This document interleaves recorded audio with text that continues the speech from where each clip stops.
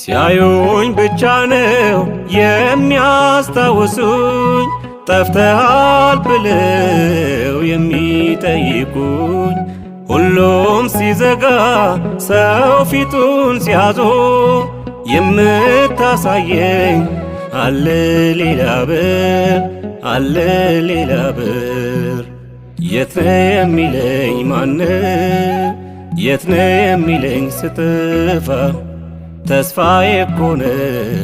በሰው ስቆርጥ ተስፋ አንተ የኔ ነህ ብለህ የምትፈልገኝ አንተ ብቻ ነህ የምትመጣ